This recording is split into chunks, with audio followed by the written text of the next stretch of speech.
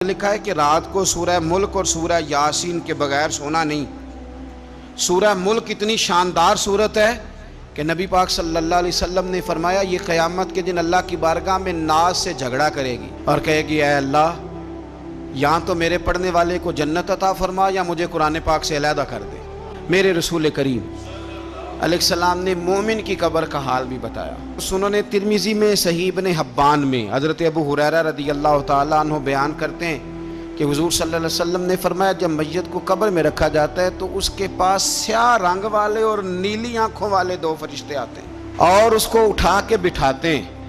باقی حدیثوں میں 3 ہی سوال ہیں، لیکن اس حدیث میں حضور نے فرمایا انہوں نے بس میرے بارے میں ہی پوچھنا ہے، اٹھا کے بس میرے بارے میں صرف یہ پوچھنا ہے بتا مدینے والے محبوب کے بارے میں دنیا میں کیا کہا کرتا تھا۔ تو اعلیٰ حضرت بریلوی تو کہتے ہیں میں نے تو کہہ دینا ہے سرور کہوں کہ مالک و مولا کہوں۔